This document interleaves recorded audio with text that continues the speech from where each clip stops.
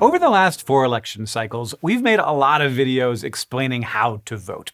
Every state runs their election process a little bit differently. Different rules for what kind of ID you need to vote, different deadlines to register, different forms you fill out, and we wanted to make it all a little easier. Voting is one of the most important things you can do to make the world you live in look a little more like the kind of world you want to live in. So for every one of the 50 states, 5 US territories, District of Columbia, and all of the other places Americans live abroad, we told you how and when to register, and when and where you could vote, what to bring with you to the polls, and even how to find out what was on your ballot. This year, though, the How to Vote in Every State project is coming to an end. In the past 8 years, the landscape of voting has changed a lot. Last year alone, 14 states have restricted access to voting by passing stricter voter ID requirements or purging the registrations of inactive voters. And 23 states have expanded voter access, doing things like enacting automatic voter registration, or in some states, sending ballots in the mail to everyone who's registered to vote. And that wasn't even a standout year for voting laws. And like we didn't know when we wrote the scripts for the 2020 election in February of that year that by the fall, with a pandemic spreading across the world, many states would scramble to expand access to absentee voting so that more than 40%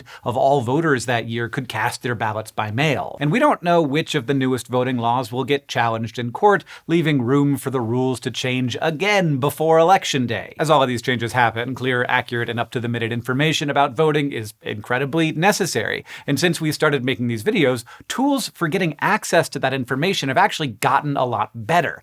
Better than a static set of videos even could be. There's a bunch of these resources, but to simplify things, we'll just tell you about one. Vote.org, all in one place, lets you check to make sure you're registered, helps you get registered if you're not, it helps you see what will be on your specific ballot and register absentee if that's an option for you, and get election reminders. And if you've ever got something weird going on and you want one-on-one help from an election expert, you can call or text the Election Protection Hotline at 866 Our Vote. Election protection volunteers are also trained to answer special questions like, how do I find out if my polling place is accessible? Or what do I do if I run into a problem while voting? We'll link all of these resources and others in the description so you can find the information you need. It's amazing that these tools have come so far. They are so good and they work so well. I honestly believe that this project has just been made unnecessary by how good those tools have gotten. So please use them, please tell people about them, and just shout them from the rooftops. And of course, civic engagement does not end at voting. You can call or email or ask to meet with your elected officials to tell them where you stand on important issues.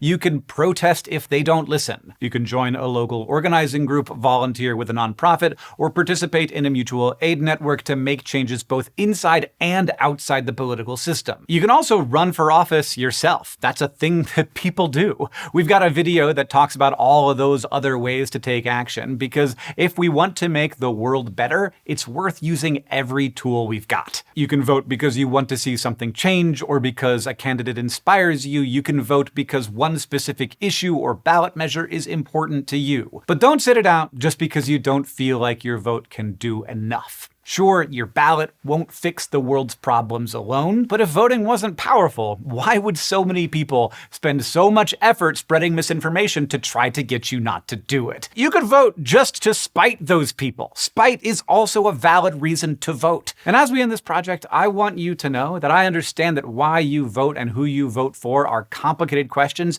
that I cannot answer for you. But if you want to know how to vote, that's easy. Use these resources to find all of the information you need to get registered and make a plan to vote in your state. And thank you for being a voter.